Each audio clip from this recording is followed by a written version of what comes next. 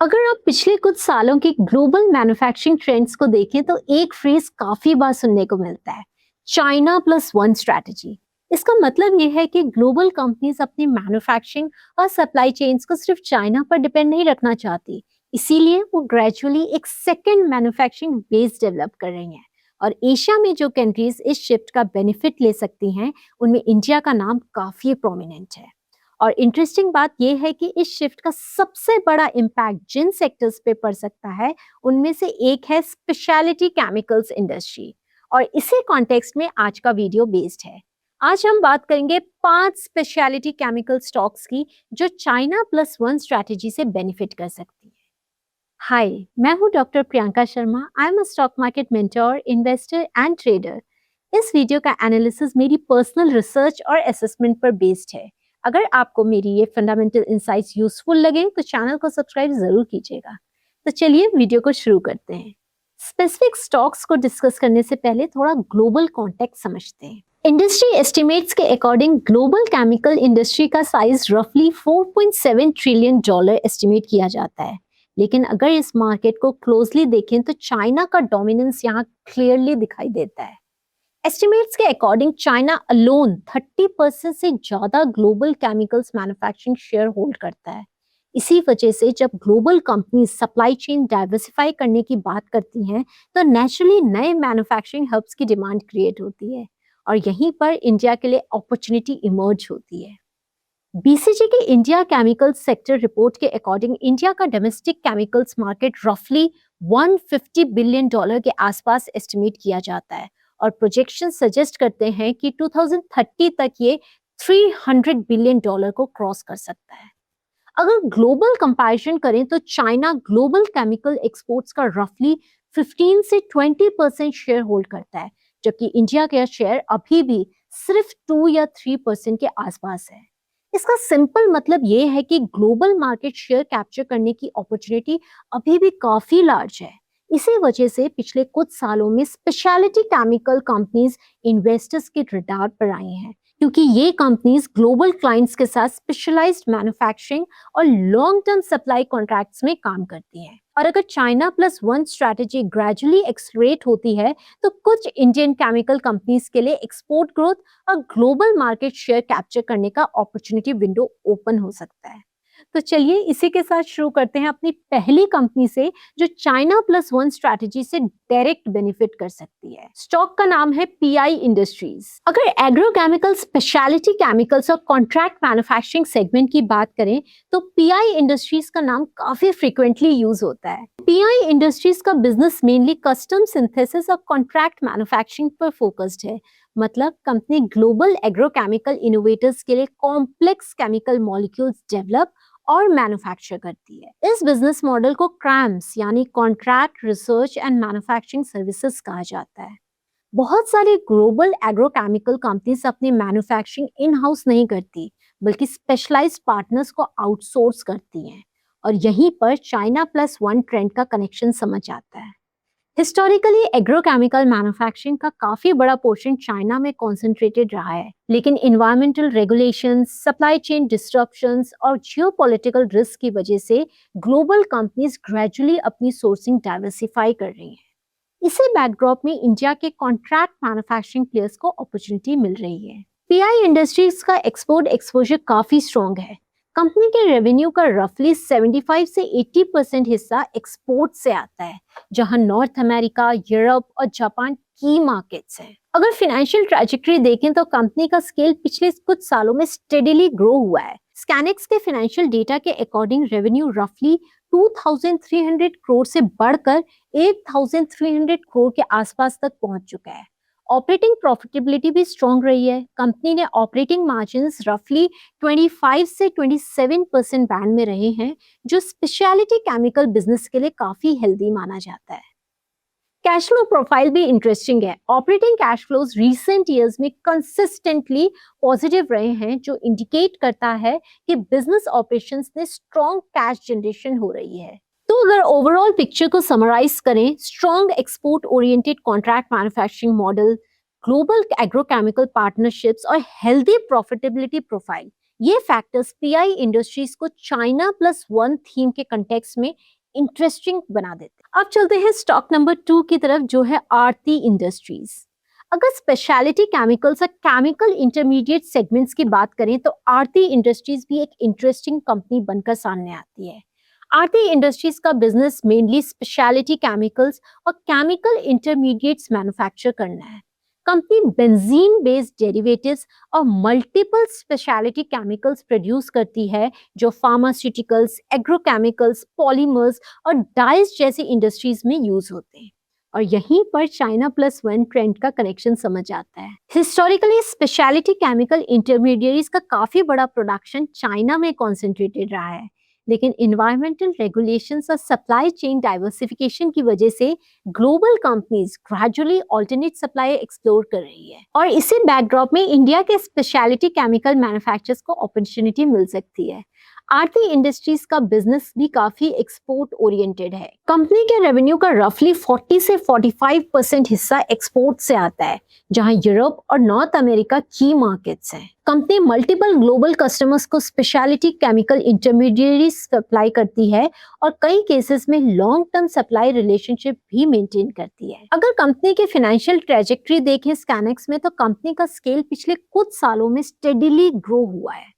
Financial data के according revenue रफली 3,800 करोड़ से बढ़कर 7,000 से 8,000 करोड़ रेंज तक पहुंच चुका है। प्रॉफिटेबिलिटी प्रोफाइल की बात करें तो हिस्टोरिकली कंपनी के ऑपरेटिंग मार्जिन्स हाई टीन्स से लो -20 रेंज में रहे हैं। स्पेशलिटी केमिकल बिजनेसेस में मार्जिन्स प्रोडक्ट मिक्स और रॉ मटेरियल साइकिल के हिसाब से फ्लक्चुएट भी कर सकते हैं। बैलेंस शीट पर्सपेक्टिव से देखें तो कंपनी का एसेट बेस भी पिछले कुछ सालों में सिग्निफिकेंटली एक्सपैंड हुआ है, जो इंडिकेट करता है कि कंपनी कैपेसिटी एक्सपेंशन और बिजनेस ग्रोथ पर इन्वेस्ट कर रही है। कैश फ्लो प्रोफाइल भी इंटरेस्टिंग है। Operating cash flows recent years में पॉजिटिव रहे हैं, जो इंडिकेट करता है कि कोर बिजनेस ऑपरेशन से कैश जनरेशन हो रही है। तो अगर ओवरऑल पिक्चर को समराइज करें, speciality chemicals portfolio, global customers और एक्सपोर्ट ओरिएंटेड बिजनेस मॉडल, ये फैक्टर्स आरती इंडस्ट्रीज को चाइना प्लस वन थीम के कॉन्टेक्स्ट में एक रेलिवेंट कंपनी बना देते हैं। चलिए अब चलते हैं स्टॉक नंबर 3 की तरफ, जो है एसआरएफ लिमिटेड। अब अगर इंडिया की स्पेशलिटी केमिकल इंडस्ट्री की बात करें तो एसआरएफ लिमिटेड का नाम भी काफी इंपॉर्टेंट हो जाता है। एसआरएफ एक डाइवर्सिफाइड केमिकल्स कंपनी है जो मल्टीपल सेगमेंट्स में ऑपरेट करती है, स्पेशलिटी केमिकल्स, फ्लोरोकेमिकल्स और पैकेजिंग फिल्म्स। लेकिन चाइना प्लस वन थीम के पर्सपेक्टिव से जो सेगमेंट सबसे इंटरेस्टिंग है वो है स्पेशलिटी केमिकल्स बिजनेस।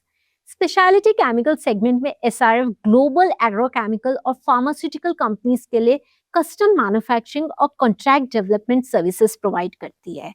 मतलब multinational companies complex chemical molecules design करती हैं और उनका लार्ज स्केल मैन्युफैक्चरिंग एसआरएफ जैसे स्पेशलाइज्ड पार्टनर्स को आउटसोर्स किया जाता है। इसी बिजनेस मॉडल की वजह से SRF gradually global chemical supply chains का एक इंपॉर्टेंट पार्ट बन चुकी है। इंडस्ट्री रिपोर्ट्स के अकॉर्डिंग ग्लोबल एग्रोकेमिकल और pharmaceutical supply chains historically China पर काफी डिपेंडेंट रहे हैं, लेकिन स्ट्रिक्ट एनवायरमेंटल रेगुलेशंस और सप्लाई चेन डाइवर्सिफिकेशन की ट्रेंड की वजह से multinational companies alternate manufacturing partners explore कर रही हैं। अब अगर कंपनी के फाइनेंशियल स्केल की बात करें तो एसआरएफ का रेवेन्यू पिछले कुछ सालों में स्ट्रॉन्ग ग्रोथ दिखाता है।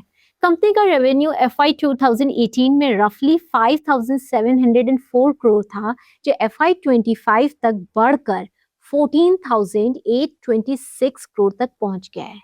लेटेस्ट TTM बेसिस पर रेवेन्यू रफली 15,200 करोड़ के आसपास है। प्रॉफिटेबिलिटी भी काफी हेल्दी रही है। FY 25 में कंपनी का ऑपरेटिंग प्रॉफिट मार्जिन रफली 19% के आसपास था। बैलेंस शीट की बात करें तो कंपनी का फाइनेंशियल बेस भी काफी स्ट्रॉन्ग दिखाई देता है। टोटल एसेट्स FY 2018 में अराउंड 6,971 करोड़ थे, जो FY 25 तक बढ़कर 21,500 करोड़ तक पहुंच गए हैं। टोटल इक्विटी भी इसी पीरियड में 3,183 करोड़ से बढ़कर रफली 12,600 करोड़ तक ग्रो हुई है। कैश फ्लो प्रोफाइल भी स्टेबल रही है। FY25 में ऑपरेटिंग कैश फ्लोज रफली 2488 करोड़ के आसपास रहा, जो कंपनी के ऑपरेशंस की स्ट्रेंथ को रिफ्लेक्ट कर। अगर चाइना प्लस वन थीम के कॉन्टेक्स्ट में देखें तो SRF का स्पेशलिटी केमिकल्स और contract manufacturing business global supply chain से डायरेक्टली लिंक्ड है। इसी वजह से जब मल्टीनेशनल केमिकल कंपनी चाइना के अलावा ऑल्टरनेट मैन्युफैक्चरिंग पार्टनर्स एक्सप्लोर करती है, तो इंडिया की स्पेशलिटी केमिकल कंपनीज जैसे SRF को पोटेंशियल अपॉर्चुनिटी मिल सकती है। चलिए चलते हैं अब नेक्स्ट स्टॉक की तरफ, जो है दीपक नाइट्राइट। अब अगर इंडिया की केमिकल मैन्युफैक्चरिंग लैंडस्केप को देखें तो दीपक नाइट्राइट भी एक इंटरेस्टिंग कंपनी बन जाती है, specially China plus one theme के कॉन्टेक्स्ट में। दीपक नाइट्राइट मेनली केमिकल इंटरमीडिएरीज और स्पेशलिटी केमिकल्स मैन्युफैक्चर करती है, जो मल्टीपल इंडस्ट्रीज में यूज होते हैं, जैसे फार्मास्यूटिकल्स, एग्रोकेमिकल्स, डाइज, प्लास्टिक्स और परफॉर्मेंस मटेरियल्स। कंपनी का एक इम्पोर्टेंट सेगमेंट है फिनॉल बिजनेस, जहां दीपक नाइट्राइट फिनॉल और एसीटोन जैसे प्रोडक्ट्स मैन्युफैक्चर करती है। ये केमिकल्स डाउनस्ट्रीम इंडस्ट्रीज में काफी वाइडली यूज होते हैं। हिस्टोरिकली देखा जाए तो इन केमिकल्स का large scale production global level पर काफी हद तक चाइना और कुछ लिमिटेड रीजन्स में कॉन्सेंट्रेटेड रहा है। इसी वजह से जब global company supply chains diversify करने की बात करती हैं, तो ऑल्टरनेटिव सप्लायर्स का इंपॉर्टेंस बढ़ जाता है। और इसी कॉन्टेक्स्ट में इंडिया की integrated chemical manufacturers gradually global supply chains में लार्जर रोल प्ले करने की पोजीशन में आ सकती हैं। अगर फाइनेंशियल स्केल की बात करें तो दीपक नाइट्राइट का रेवेन्यू पिछले कुछ सालों में स्ट्रॉन्ग ग्रोथ दिखाता है। FY 2018 में कंपनी का रेवेन्यू रफली 16,064 करोड़ था, जो FY 25 तक बढ़कर 8,366 करोड़ तक पहुंच गया।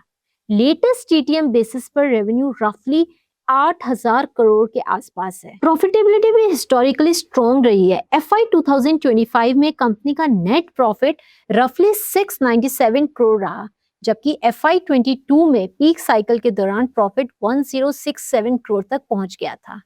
बैलेंस शीट पर्सपेक्टिव से देखें तो कंपनी का स्केल भी काफी एक्सपैंड हुआ है। टोटल एसेट्स FY 2018 में रफली 1788 करोड़ थे, जो FY 25 तक बढ़कर 7700 करोड़ तक पहुंच गए हैं। टोटल इक्विटी बेस भी इस पीरियड में 715 करोड़ से बढ़कर 5400 करोड़ तक ग्रो हुई है। कैश फ्लो प्रोफाइल भी ऑपरेशंस की स्ट्रेंथ को रिफ्लेक्ट करता है। FY 25 में ऑपरेटिंग कैश फ्लो रफली 625 करोड़ के आसपास रहा। अगर चाइना प्लस वन थीम के पर्सपेक्टिव से देखें तो दीपक नाइट्राइट का इंटीग्रेटेड मैन्युफैक्चरिंग मॉडल और डाउनस्ट्रीम केमिकल पोर्टफोलियो उसे ग्लोबल सप्लाई चेन्स में ग्रेजुअली स्ट्रॉन्गर पोजीशन दे सकता है। चलिए अब चलते हैं नेक्स्ट स्टॉक की तरफ, जो है नवीन फ्लोरिन। अगर स्पेशलिटी केमिकल इंडस्ट्री का एक और इम्पोर्टेंट सेगमेंट की बात करें तो फ्लोरोकेमिकल्स का स्पेस भी काफी स्ट्रैटेजिक माना जाता है, और इसी सेगमेंट में नवीन फ्लोरिन इंटरनेशनल एक प्रोमिनेंट इंडियन कंपनी है। नवीन फ्लोरिन मेनली फ्लोरोकेमिकल्स और स्पेशलिटी फ्लोरिनेटेड कंपाउंड्स मैन्युफैक्चर करती है। ये chemicals multiple high value industries में यूज होते हैं, जैसे pharmaceuticals, agrochemicals, refrigeration gases, performance materials और इलेक्ट्रॉनिक्स। कंपनी का एक इम्पॉर्टेंट बिजनेस सेगमेंट है contract development and manufacturing organisation यानी CDMO, जहां नवीन फ्लोरिन ग्लोबल फार्मास्यूटिकल और स्पेशलिटी केमिकल कंपनीज के लिए कॉम्प्लेक्स फ्लोरिनेटेड मॉलिक्यूल्स मैन्युफैक्चर करती है। फ्लोरोकेमिकल्स इंडस्ट्री हिस्टोरिकली काफी स्पेशलाइज्ड रही है, जहां limited number of global manufacturers operate करते हैं। इसीलिए जब मल्टीनेशनल कंपनीज अपनी सप्लाई चेन्स डाइवर्सिफाई करने की बात करती हैं, तो स्पेशलाइज्ड मैन्युफैक्चरर्स का इंपॉर्टेंस और बढ़ जाता है। इसी वजह से इंडिया की fluorochemical manufacturing capabilities gradually global supply chains में लार्जर रोल प्ले कर सकती है। अगर कंपनी की फाइनेंशियल परफॉर्मेंस देखें स्कैनेक्स में, तो नवीन फ्लोरिन का स्केल पिछले कुछ सालों में स्टेडीली ग्रो हुआ है। FY 2018 में कंपनी का रेवेन्यू रफली 1005 करोड़ था, जो FY 2025 तक बढ़कर 2393 करोड़ तक पहुंच गया है। लेटेस्ट TTM बेसिस पर रेवेन्यू रफली 3100 करोड़ के आसपास है। प्रॉफिटेबिलिटी भी काफी हेल्दी रही है। FY 2025 में कंपनी का ऑपरेटिंग प्रॉफिट मार्जिन रफली 23% के आसपास था, जबकि लेटेस्ट TTM बेसिस पर मार्जिन 30% के क्लोज दिख रहे हैं। बैलेंस शीट की बात करें तो कंपनी का स्केल भी काफी एक्सपैंड हुआ है। टोटल एसेट्स FY 2018 में रफली 1177 करोड़ थे, जो FY 2025 तक बढ़कर 4830 करोड़ तक पहुंच गए हैं।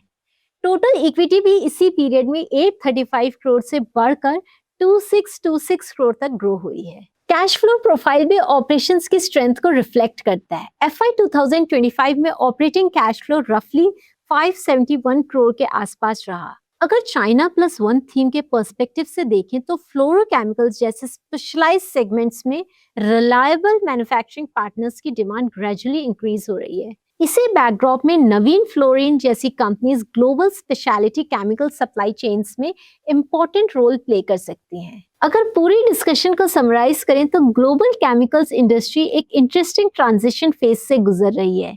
पिछले 2 डिकेड्स में ग्लोबल केमिकल मैन्युफैक्चरिंग का एक सिग्निफिकेंट पोर्शन चाइना में कॉन्सेंट्रेट हो गया था, लेकिन supply chain disruption, strict environmental regulations और जियोपॉलिटिकल रिस्क की वजह से ग्लोबल कंपनीज ग्रेजुअली अपनी सोर्सिंग स्ट्रैटेजीज डाइवर्सिफाई कर रही है।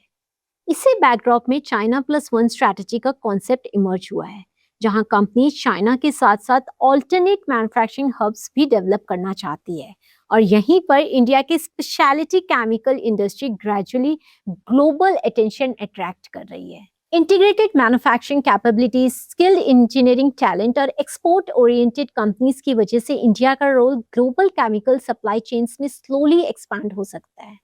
इसी थीम को समझने के लिए आज हमने 5 कंपनीज डिस्कस की हैं: PI इंडस्ट्रीज, आरती इंडस्ट्रीज, SRF, दीपक नाइट्राइट और नवीन फ्लोरिन।